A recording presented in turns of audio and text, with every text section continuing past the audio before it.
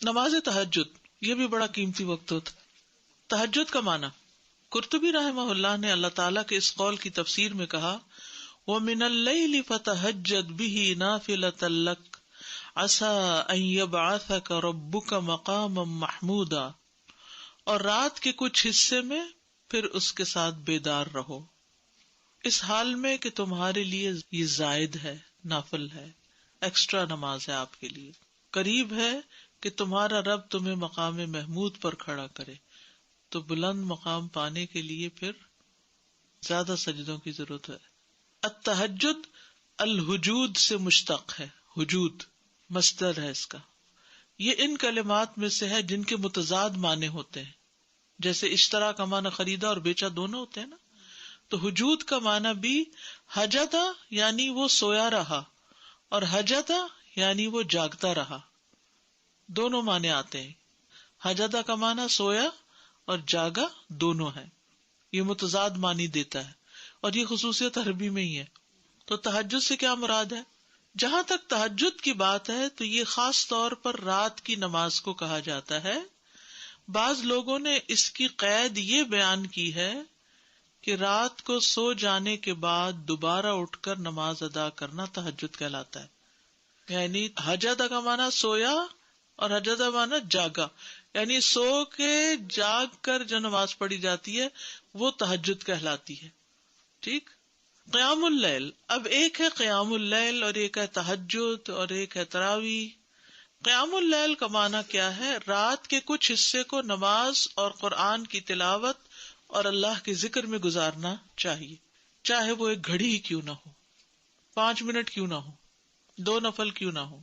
اور اس طرح کی کچھ اور عبادات میں وقت گزارنا قیام اللیل کہلاتا ہے. اس میں یہ شرط نہیں کہ وہ رات کا اکثر حصہ اسی طرح گزارے. یاد رکھیے یہ بڑی خوشخبری ہے، جو لوگ تھوڑی دیر بھی اسپیئر کر سکتے ہیں، اور آج کل ماشاءاللہ یہاں کی راتیں ہی راتیں ہیں. تو اس میں یعنی کہ اتنی دیر سے جب فجر ہو رہی ہو تو اس سے پہلے کسی بھی وقت آدھا گھنٹہ پہلے بھی اگر انسان اٹھ جاتا ہے تو اس چیز کو کر سکتا ہے. مراقل فلاح میں آیا قیام اللیل کا معنی رات کا بڑا حصہ اللہ کی اطاعت میں مشغول ہو کے گزارنا، یعنی یہ بھی رائے ہے. اور کہا جاتا ہے کہ ایک گھڑی وہ قرآن پڑھے یا تسبیح سنے یا تسبیح کرے یا نبی صلی اللہ علیہ وسلم پر درود بھیجے. کچھ لوگ ایسے ہوتے ہیں کہ ان کو صبح جلدی کام پہ جانا ہوتا ہے، ان کے پاس وقت نہیں ہوتا، تو کام پہ جاتے ہوئے بھی راستے میں خوب خوب اللہ کا ذکر کرتے جائیں، تلاوت کرتے جائیں یا سنتے جائیں. ٹھیک ہے، تو وہ اس سعادت کو پا لیں گے جو رات کے وقت اللہ کی عبادت کی ہے. قیام اللیل کے معنی میں عمومیت ہے، یعنی کھڑا ہونا ہی مراد نہیں ہے بلکہ رات کو جاگ کے عبادت کرنا ہے. قیام اللیل تہجد کے معنی کی نسبت زیادہ عام اور شامل ہے، یعنی اس میں سب کچھ شامل ہے. قیام اللیل میں سب کچھ شامل ہے. اس میں وہ نماز بھی شامل ہے جو نیند سے پہلے کی اور جو سو کر اٹھنے کے بعد ادا کی جائے.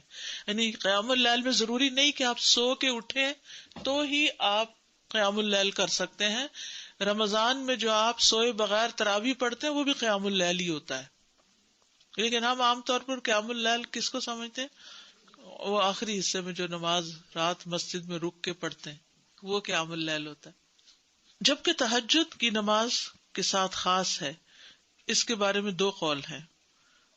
پہلا قول، رات کی مطلق نماز کو تہجد کہا جاتا ہے. اکثر فقہا کا یہ خیال ہے، یعنی رات کے کسی حصے میں بھی پڑھ لیں، عشاء کے بعد چند نفل اور پڑھ لیں، درمیان میں پڑھ لیں، جو لوگ رات بھر جاگتے رہتے ہیں وہ سونے سے پہلے پڑھ لیں یا سو کے اٹھ کے پڑھ لیں، سب تہجد ہی کہلائے گا. دوسرا قول یہ کہ کچھ دیر سونے کے بعد اٹھنا جو ہے وہ تہجد کہلاتا ہے. یعنی معنی میں اختلاف ہے لیکن اصل بات تو ایک ہی ہے نا، اور وہ کیا ہے؟ رات کی نماز. ٹھیک ہے، قیام اللیل کیا ہے؟ رات کی نماز، تسبیح، قرآن کا پڑھنا. تہجد، قیام اللیل، تراویح میں فرق، یہ تو اتنا ایشو رہتا ہے کچھ نہ پوچھے. ابن باز رحمہ اللہ سے پوچھا گیا کہ نماز تراویح، قیام اللیل اور تہجد میں کیا فرق ہے، آپ ہمیں فتویٰ دیں، اللہ آپ کو اجر دے. تو انہوں نے جواب دیا کہ رات کی نماز کو تہجد بھی کہا جاتا ہے اور قیام اللیل بھی کہا جاتا ہے. کیا کہا؟ رات کی نماز کو تہجد بھی کہا جاتا ہے اور قیام اللیل بھی کہا جاتا ہے. جہاں تک تراویح کا تعلق ہے تو علماء کے نزدیک یہ رمضان کی راتوں کے اول حصے میں کیے جانے والے قیام اللیل پر بولا جاتا ہے. عشاء کے بعد جو پڑھتے ہیں اس کو تراویح کہتے ہیں.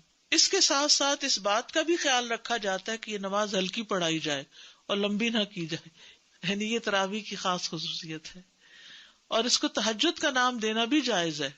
اس کو قیام اللیل کا نام بھی دیا جا سکتا ہے، اس میں کوئی حرج کی بات نہیں.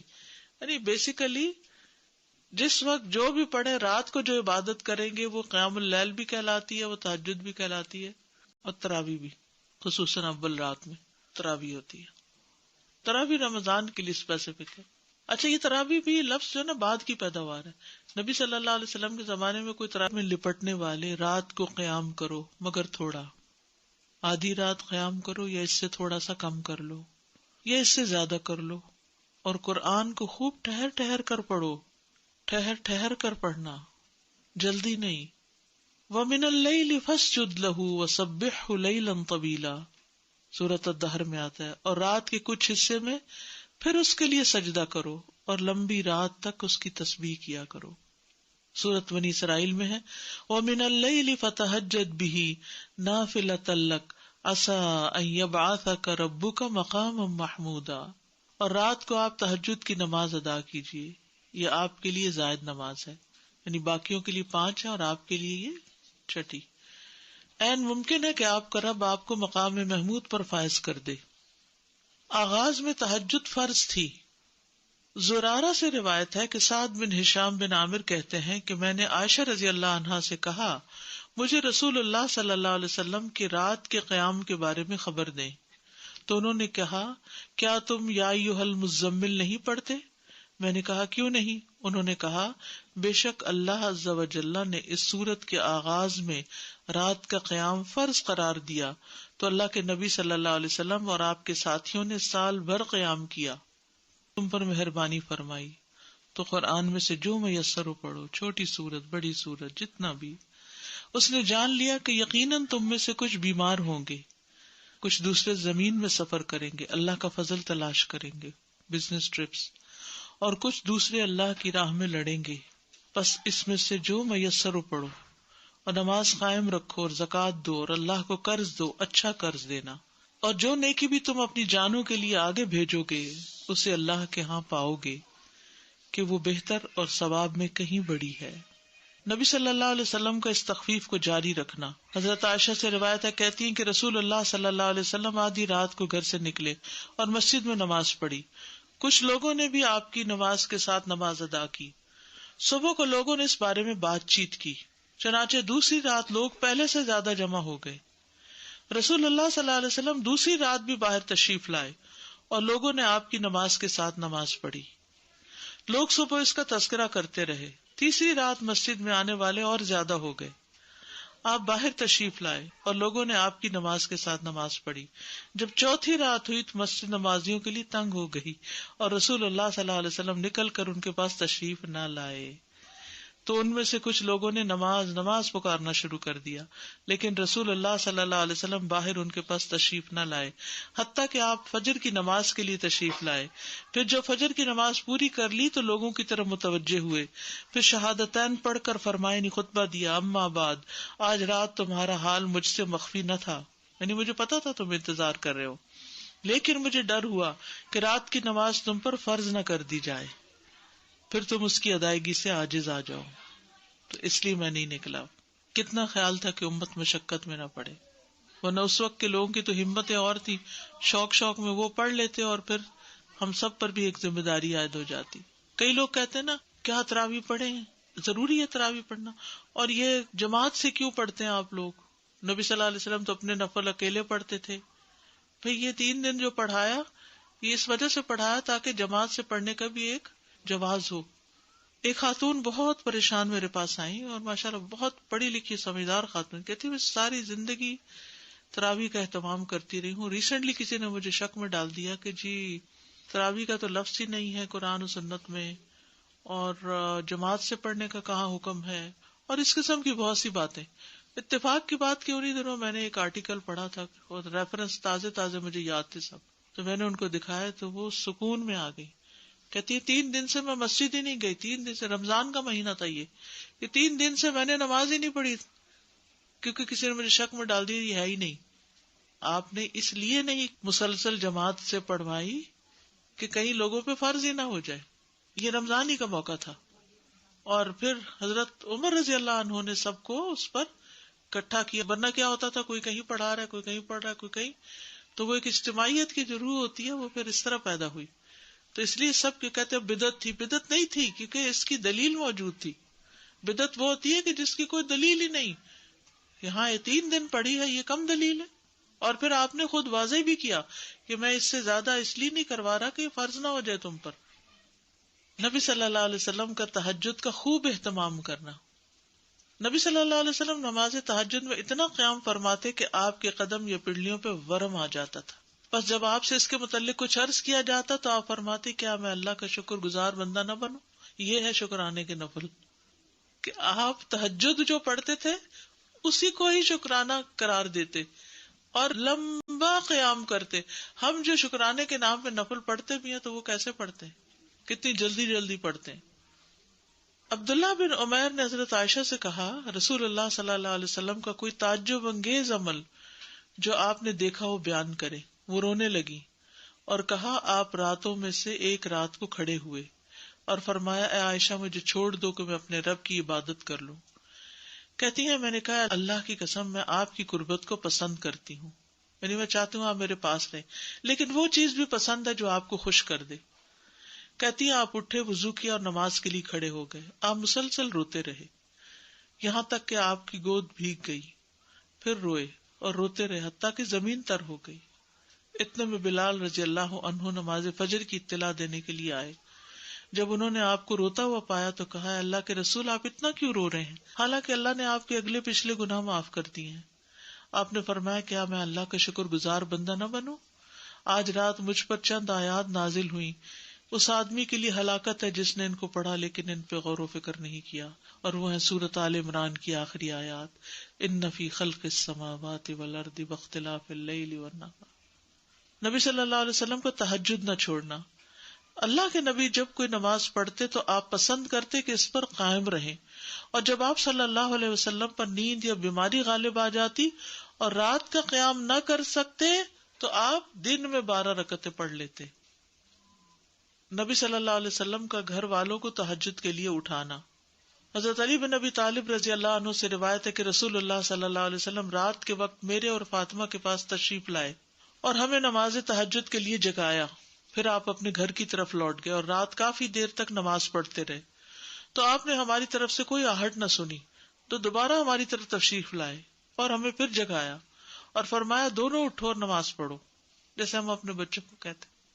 میں آنکھیں ملتا وہ اٹھ کر بیٹھ گیا اور کہہ رہا تھا اللہ کی قسم بے شک ہم تو وہی نماز پڑھیں گے جو اللہ نے ہماری قسمت میں لکھی. یقیناً ہمارے نفس اللہ کے ہاتھ میں، وہ اگر چاہے گا کہ ہمیں اٹھائے تو ہمیں اٹھا دے گا. کہتے پھر رسول اللہ صلی اللہ علیہ وسلم اپنی ران پہ ہاتھ مارتے ہوئے تشریف لے گئے اور فرما رہے تھے ہم وہی نماز پڑھیں گے جو اللہ نے ہماری قسمت میں لکھی. وَكَانَ الْإِنسَانُ أَكْثَرَ شَيْءٍ جَدَلًا. حقیقت یہ کہ انسان سب سے زیادہ جھگڑالو ہے، یعنی ہم ہمیشہ اپنے لیے کوئی نہ کوئی دلیل تلاش کر لیتے ہیں جب ہم نے کوئی کام نہیں کرنا ہوتا. آخرت کی فکر کے لیے رات کو جگانا. ام سلمہ بیان کرتی کہ نبی صلی اللہ علیہ وسلم ایک رات بیدار ہوئے تو فرمایا سبحان اللہ، آج رات کس قدر سنگین فتنے نازل ہوئے اور کس قدر عظیم خزانے اتارے گئے. کون ہے جو ان حجروں میں سوئی ہوئی عورتوں کو بیدار کرے؟ اپنی ازواج کی طرف اشارہ تھا. بہت سی عورتیں جو دنیا میں لباس پہننے والی ہیں آخرت میں برہنہ ہوں گی، کیونکہ بغیر لباس کے اٹھیں گے نا سب. لوگوں کو تہجد کی ترغیب دلانا، یعنی اپنے گھر والوں سے شروع کیا اور اب عام لوگوں کے لیے بھی. ابی ابن کعب فرماتے کہ جب رات کا تہائی حصہ گزر جاتا تو رسول اللہ صلی اللہ علیہ وسلم اٹھ کھڑے ہوتے اور فرماتے اے لوگو اللہ کو یاد کرو، اللہ کو یاد کرو، سور پھونکنے کا وقت آ گیا ہے. پھر اس کے بعد دوسری مرتبہ بھی پھونکا جائے گا. موت اپنے پیش آنے والے حالات کے ساتھ آ پہنچی، موت اپنے پیش آنے والے حالات کے ساتھ آ پہنچی، یعنی موت قریب ہے، تیاری کرو، یہ مطلب تھا. سلف صالحین کا نوجوانوں کو تہجد کے لیے اٹھانا. محمد بن یوسف کہتے ہیں سفیان ثوری رحمہ اللہ ہمیں رات کو قیام کرواتے اور کہتے اے نوجوانوں قیام کرو، جب تک تم جوان ہو نماز پڑھتے رہو، اگر تم آج نماز نہیں پڑھو گے تو کب پڑھو گے؟ ابن عمر کہتے ہیں عبادات میں سب سے پہلی عبادت جس میں کمی آتی ہے وہ رات کو تہجد کی نماز ہے، اور اس میں اونچی آواز سے قرآن پڑھنا ہے۔ تو یہ جو نوجوانوں کو پڑھانا ہے نا، ہمارے بچے تو فرض نماز بھی مشکل پڑھتے ہیں تو تہجد کا پڑھیں گے، اللہ ماشاء اللہ کچھ بچوں کو تو اللہ تعالیٰ توفیق دیتا ہے اور وہ جوانی میں ہی پڑھنا شروع کر دیتے ہیں۔ ہمیں یاد ہے کہ ہمارے والد ہمیں اس بات پہ اجازت دیتے تھے کہ اپنے فرینڈز کو رات کو اکٹھا کر لیں اور رات جاگ کر نمازیں پڑھیں۔ تو اکیلے اکیلے پڑھنا مشکل ہے، تو وہ ان کا مقصد یہ ہوتا تھا کہ ہم مل کے، وہ اکثر بچے کہتے ہیں نا سلیپ اوور کے لیے جانا ہے یا فرینڈز کو بلانا ہے، تو ہم ٹوٹل نہ کر دیتے ہیں۔ تو اس میں یہ ہے کہ اپنے گھر پہ بلا لیں اور ان سے کہیں کہ مل کے تہجد پڑھیں، اور ٹھیک ہے کچھ اور گپ شپ بھی، لیکن آپ دیکھیے کہ پھر ہوتا کیا ہے، عام طور پر تو پھر کھیل تماشے ہی ہوتے ہیں اور کھانا پینا۔ جی قیام نائٹ نہ ہونے سے بہتر ہے اگر تھوڑا سا بھی 2 رکعتیں بھی پڑھ لینا، کہیں اور جا کے رات گزارنے سے تو بہتر ہے کہ مسجد میں تو ہے نا، وہ فار لائف اس کی ہیبٹ بھی بن جاتی، پھر انسان کو چھوڑنے کو دل نہیں چاہتا اس چیز کو۔ دین کا کام جو لوگ کرتے ہیں نا ان کے لیے بہت ضروری ہے کہ وہ ایکسٹرا نماز پڑھیں۔ اگر رات کو کسی وجہ سے نہیں پڑھ سکتے تو دن میں پڑھ لیں، لیکن صرف فرض پر نہ رہیں، نوافل ضروری ہیں۔ سبحانک اللہم و بحمدک اشہد ان لا الہ الا انت استغفرک و اتوب الیک۔ السلام علیکم و رحمۃ اللہ وبرکاتہ۔